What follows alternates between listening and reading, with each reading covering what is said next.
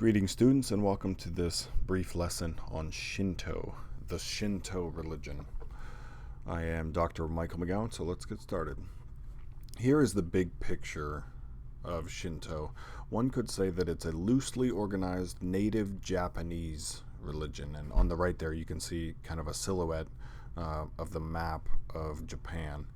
And like some of the other religions we talk about in this class, it embraces kind of a wide variety of beliefs and practices. You'll find different people embrace the title Shinto when in fact they might believe and practice very differently. So some of the goals we have for this lesson are as follows. First, to learn about the various forms of Shinto. Second, to learn how Shinto interacts with Buddhism and Confucianism, two other popular religions in China. Third, to learn about the role of Shinto in politics in pre-modern and early modern Japan. As you'll see, Buddhism came over from China into Japan, and so Shinto is going to have an interesting relationship with Buddhism. So you're going to learn all those things. First, about the various forms. Second, about how Shinto interacts with Buddhism and Confucianism. And third, about the role of Shinto in politics in pre-modern and early modern Japan. Another aspect of this big picture is that it can be seen in two different ways, related but different. In one sense, Shinto is simply the religious form of Japanese nationalism. So, for example, you could point to the fact that its mythology describes the formation of Japan as a superior land, right? It's superior to all other lands. And so some of its shrines celebrate these heroes and events. It's kind of a nationalistic fervor in Japan. Japanese emperors, for another example, were thought to be descendants of the sun goddess. And this would be like United States citizens going to, perhaps Washington, D.C., to the Washington Monument, or to the Lincoln Memorial, or visiting Gettysburg, or even celebrating Memorial Day. We get out our flags, we spend time with relatives, we rehash stories from the past, and mentally we are replaying events of huge significance in our history. This is kind of like what's happening in Shinto in this first sense. In a second sense, however, it's also more profound than that. It's deeper than that. It's a celebration of beauty in a number of areas. First, in Japan's land, in their mountains and forests. You can see there Mount Fuji. It is simply breathtaking. Their buildings are gorgeous, their mountains are gorgeous, and their forests are also beautiful. So it celebrates beauty, but it also includes animism and ancestor worship. So ancestor worship basically is honoring those of us, or honoring those who have gone before. And it includes these large-scale public shrines and small-scale private shrines, like, for instance, in homes. So it's a celebration of beauty in a number of senses. So in one sense, it's Japanese nationalism. In another sense, it's just a celebration of beauty that one finds in Japan. And both of those are kind of the big picture with Shinto. So let's talk about Japanese mythology. In the beginning, God. That's what we're used to hearing, right? In the beginning, God. In Japanese mythology, there is a similar idea, but they refer to it by a different name.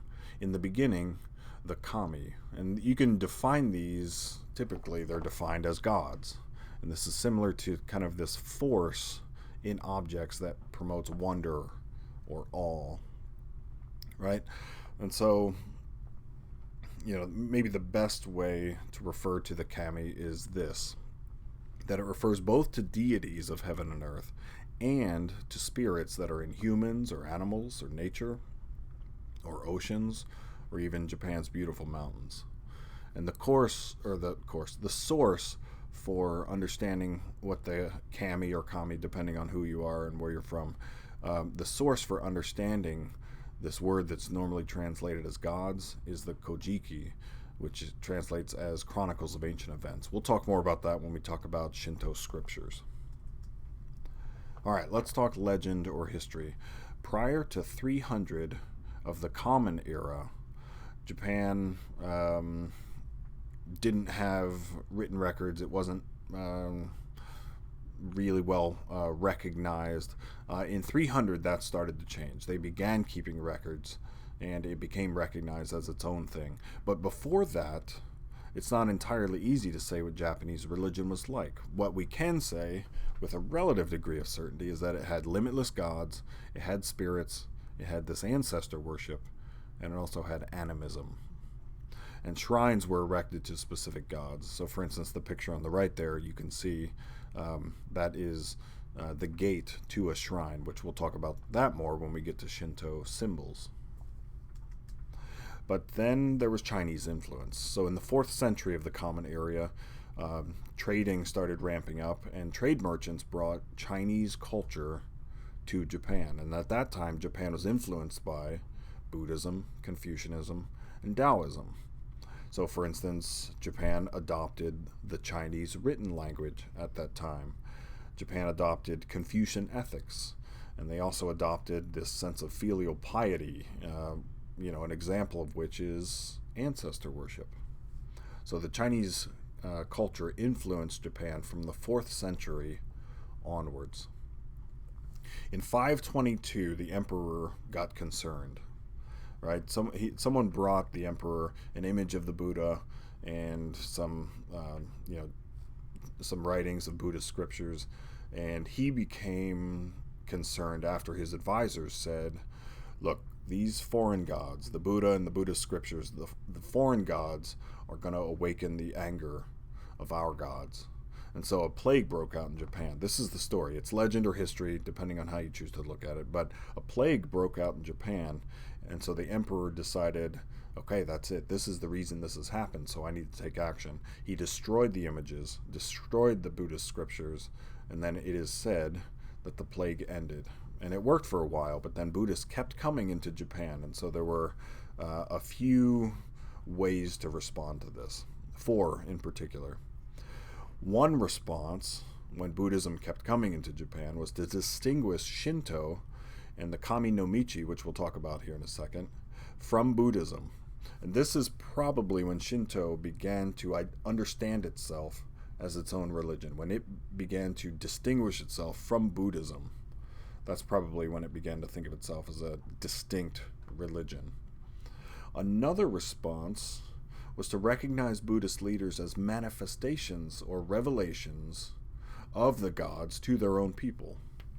So, for instance, one could look at the Buddha and think that's a manifestation of Kami to the Chinese people. And so it's worthy of noting that, Buddhists thought basically the opposite situation at that time, that, the Kami were manifestations of, certainly Buddhists were not necessarily theistic, but of their great figures.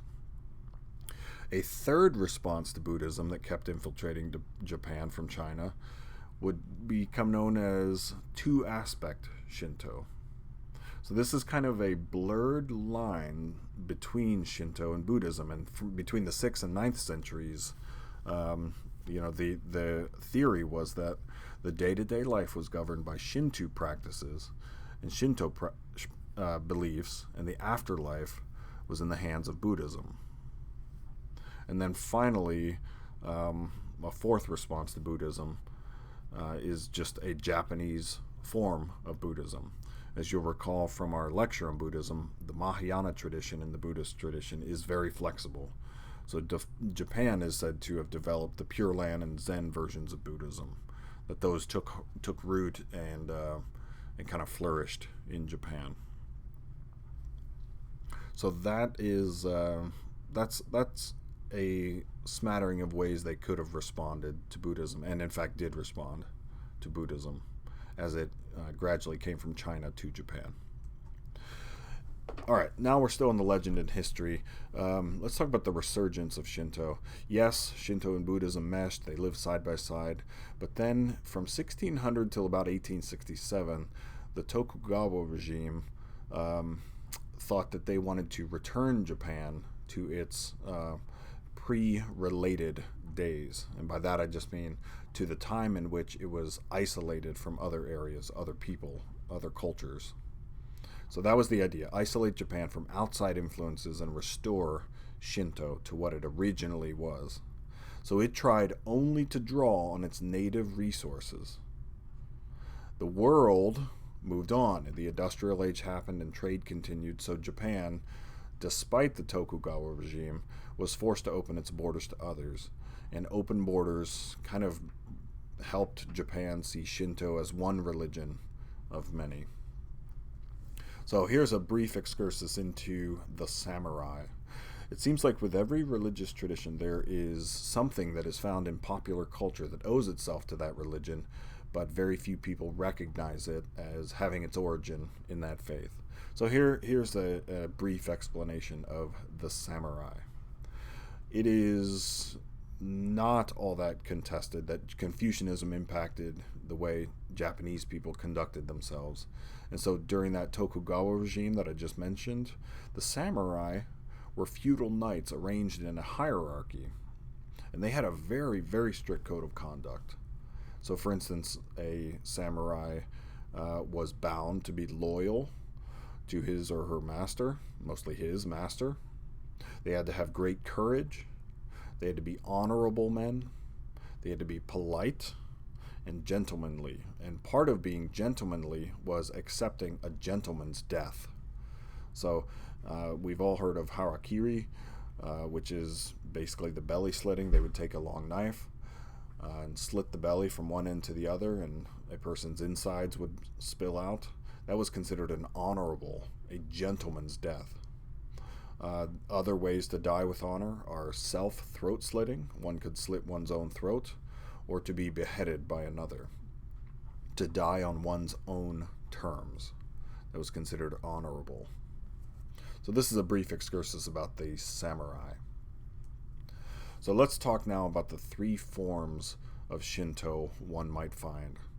First, there has been state-sponsored Shinto in the past 2 centuries. So the Japanese Constitution took place and was signed in the late 1800s. And so the state took over, at that time, over 100,000 shrines, which brought with them a little over 15,000 priests, more closer to 16,000 priests who took care of those shrines. Now each shrine was dedicated to either a specific person, a specific god, or an important event in the history of Japan. And the shrine have objects of importance to whatever is being venerated. So for instance, if the shrine was dedicated to a hero, it might have an image of that hero. If it was dedicated to a deity, it might have that deity's name written out. If it was an event, it might have a picture or painting of that event. That's state-sponsored Shinto. There's also a version of Shinto that is rather sectarian. So one could point to 13 different sects of Shinto, and we can, of course, group them into 3 major groups. One is the mountain worshippers. A second is shamanism, or the divinization of peasants. These people are interested in things like faith healing. It's shamanism. And then there's a third group, which we'll just call pure Shinto, and they never really partook in some of the political struggles that happened. But this is probably just best to refer to them as pure Shinto. All right, so first state Shinto, second sectarian Shinto, the third one is domestic Shinto, and this is the one that happens in the home. And often they use this thing called a kamidana, translated God shelf. And I'm sure you've seen pictures of these before in Japanese homes. There are sacred objects, or objects thought to be sacred, or to pay honor or give tribute to what is sacred. Sacred objects are placed on this shelf. They might even write out some names of ancestors or put statues of the highly regarded gods on this shelf. And then it's a way of honoring one's history, honoring one's past. This is domestic Shinto. And keep in mind, too, with some of these Eastern traditions, they approach religion differently than some of the Western traditions. If one were to say, I am a Muslim, and if another person were to say, I am a Christian, Well, they have fundamental differences on who Jesus is, right? For Muslims, Jesus is only ever human. Might be a prophet. Yes, he's a prophet, but he's not God. Whereas for Orthodox Christians, Jesus is identical to God, one with God. So one can't be Muslim and Christian at the same time in the same way. That's not the case with some of these Eastern traditions. So you would probably find in one home, you could easily find, a kamidana, a god shelf. So you'd have domestic Shinto being practiced, but also in that same home, there may be an altar that is Buddhist in nature. And the thought here is similar to what I mentioned before. The practice of Shinto is a day-to-day earthly endeavor, whereas many Japanese people rely on Buddhism for concerns about the afterlife. All right, two more things. Name and numbers first. The name comes from two Chinese words, Shen and Dao, meaning the way of the gods. But the preferred Japanese term is the one we heard before, the way of the gods, Kami no Michi. Right? And the term Shinto wasn't coined until the 6th century, and its purpose in calling it Shinto was kind of to distinguish it from religions making their way into Japan. As far as numbers or how many adherents they have, this is very difficult to say, but we guess around 5 million. It could be more or less than that, so that's just a guess based on some of the latest figures. Their symbols, well, you know the torii, the Japanese archway. This is a gate to enter a shrine, and the shrines have two buildings usually. There's an inner shrine, and that's reserved for, the highest of priests and officials. But the outer shrine is open to everyone. But you're used to seeing this symbol in Japanese culture. This is the torii that's an entryway into Hiroshima. Right? It's a gorgeous gateway. All right, how about their scriptures? We could refer to the Kojiki, which, as I mentioned before, these are the chronicles of ancient events. They were compiled in the 7th and 8th centuries.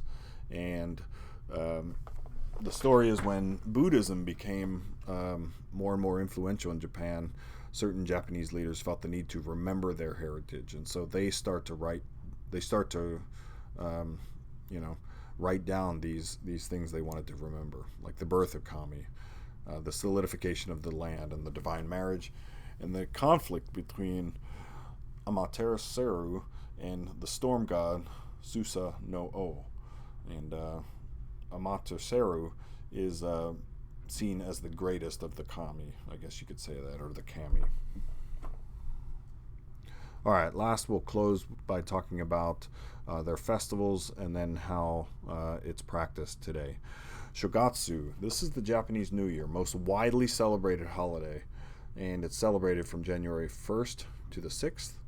I mean, it is a big deal. Businesses close. Families gather together, right? Special foods are eaten, homes are purified. With the exception of homes being purified, it's not all that dissimilar from Christmas in the United States, right? It's a huge deal. It's celebrated over, several days, and businesses close, and we gather with families. So Christmas is the largest holiday in the United States, Shogatsu in Japan. But they also celebrate the Buddha's birthday, and this is celebrated on April 8th. So priests would put flowers and tea on statues, and some people also celebrate Buddha's enlightenment, which they have decided December 8th is when they would like to celebrate that. This is Shogatsu, a celebration of the Japanese New Year. You can see, it looks like Mardi Gras there, right? It's a big deal. It's exciting times in Japan. Two other holidays. They have a festival for dead ancestors celebrated in mid-July. And here, graves are swept and they're decorated, and there's also parades and dancing and bonfires. Remember, we talked about ancestor worship, and so this is a big deal. Paying honor to who has gone before is a big deal. And finally, there is Niname Sai, which is basically an agricultural holiday, and it's celebrated shortly before the West celebrates Thanksgiving. or I should say the United States celebrates Thanksgiving. And the idea here is that they're just basically thanking the gods for um, their sustenance. The emperor offers fruits of the harvest, the first fruits of the harvest, to the highest kami, Amaterasu. So those are the festivals I'll mention. So here's the summary. Um, Shinto is a native religion of Japan. It's incredibly diverse. To some, it's a set of myths and rituals to remind of the origins of the nation through shrines or holidays and celebrations. Um, it's also not making extraordinary claims about the afterlife. They leave that in the hands of Buddhism. So worship in the afterlife is addressed by Buddhism. To some, Shinto is about faith healing, ascetic practices, or self-denial, purification of the body. To some, that's what it means. To others, it means daily worship in the home at the god's shelf. It has animism and ancestor worship. So Shinto is an umbrella category under which we can put a variety of different approaches to the religion. Here's what one would expect given its history. After World War II, the future of the faith was uncertain. State sponsorship wasn't there anymore. So Japanese industry and science caught up to the West, and Buddhism was very popular. And one would expect, if the state's not going to sponsor it anymore, how it would fare in the landscape of religious diversity. But interestingly, it has survived. It is strong as ever in Japan, and it's embraced by millions still. We think around 5 million. We can't be absolutely sure. But it survives on private donations, and it survives on its ability to help people who live in cities or urbanites to deal with their stress, which is basically one of the reasons Buddhism has flourished as well, especially in the West. So this is a brief glimpse of Shinto. If you have any comments or questions, you know where to ask them. And thank you for watching.